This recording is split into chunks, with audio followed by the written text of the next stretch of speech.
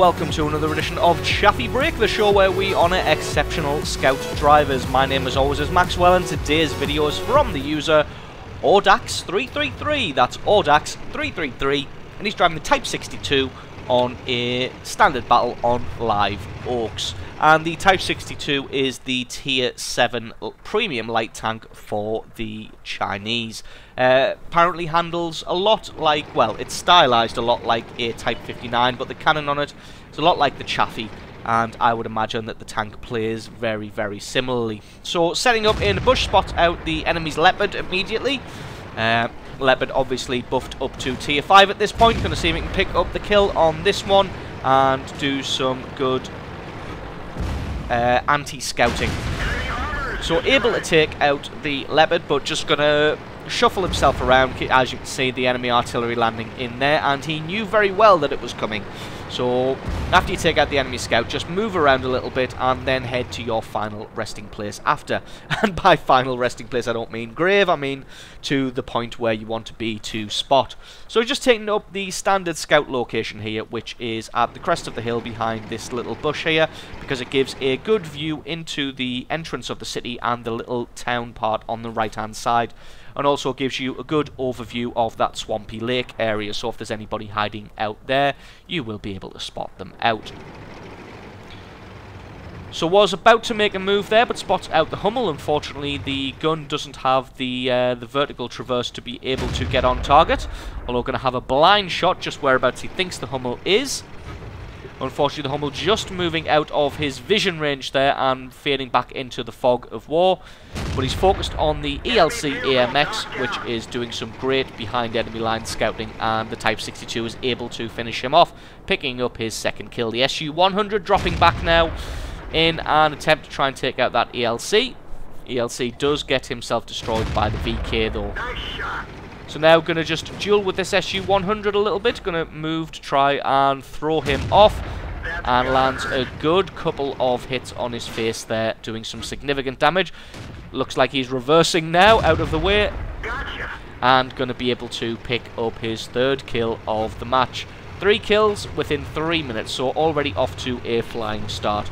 Now it looks like the enemy's committed very heavily to this right-hand flank and the northern area in the village. So Audax just going to push around this area here, around the lake and the swamp area, because the hills on the left-hand side there will provide fantastic cover from anybody lingering in the town area there. And anybody on the far right-hand flank, as you can see here, will be focused more on the guys in front of them than the guys over on this lake. Unfortunately, not quite able to get a penetrating hit on that IS there, because the IS armor is pretty formidable. Not really going to be able to get a safe shot on that KV-1S, so just saving his round there. And going to head off to the train tracks and the train station to try and find the enemy's artillery. The artillery normally camps around this swamp area, although that can be fairly dangerous. Spots out the SU-5, who has no idea that he's been seen here. Oh, first shot just about missing, but it looks like the guy must have been in sniper mode because he didn't notice that one, but he almost certainly noticed that second one, which finished him off. So like I said, artillery normally camps around that swamp lake area, but it can be rather dangerous, so if the enemy wants to be a little bit safer, they will have their artillery over in this area next to the train station. So just going to come in here and try and find out the enemy's artillery. Finds the grill there. Crashes into the concrete wall, but luckily he's got the building as cover. Ooh, his first shot misses. Fairly inaccurate, but the grill misses as well.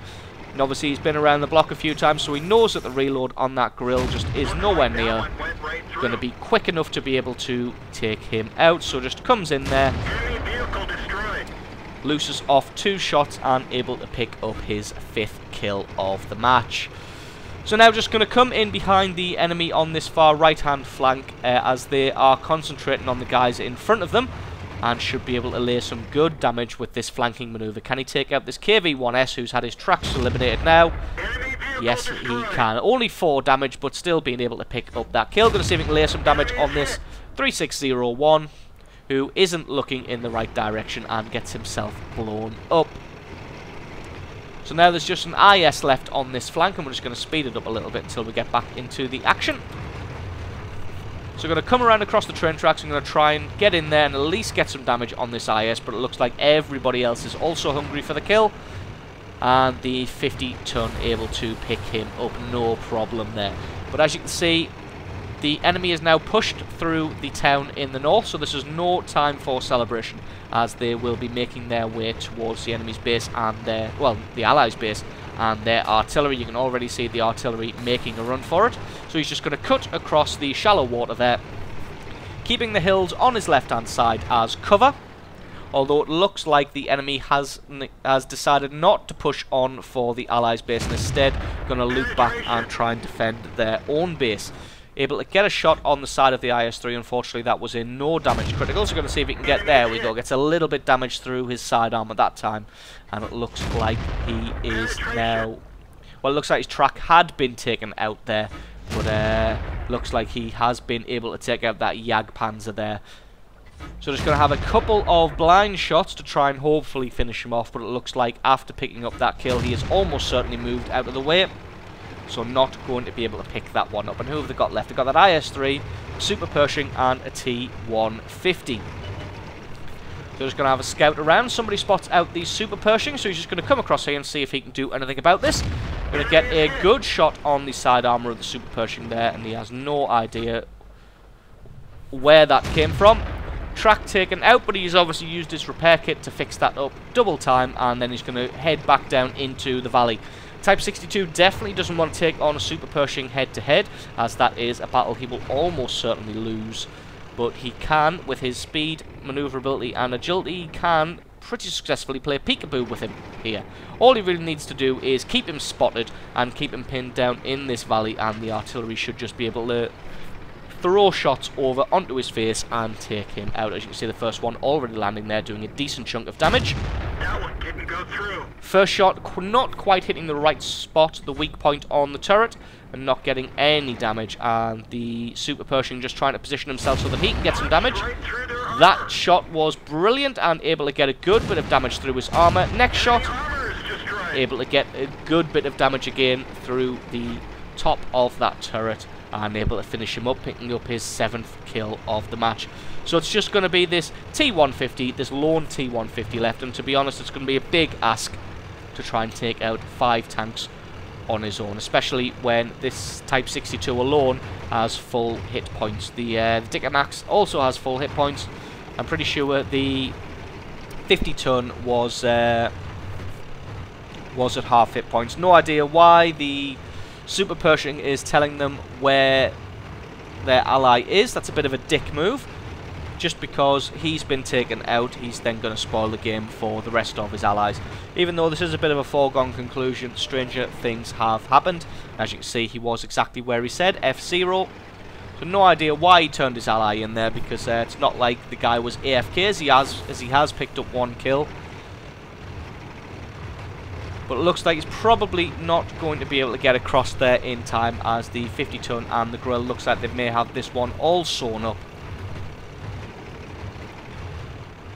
As you can see, landing a good bit of damage on that T-150 there. So Audax just telling them to be patient and wait for him to come in, and they can all attack together. But it looks like they can smell blood in the water. They know his time has come, and they're all desperate to get in there and get the last shot. And there we go. The grill is able to pick up the kill. So absolutely brilliant replay there from Audax333, showing the power of the Type 62 when played as a fast roaming scout. So thank you very much for sending that replay in. Thank you to you guys for watching, and I will catch you next time.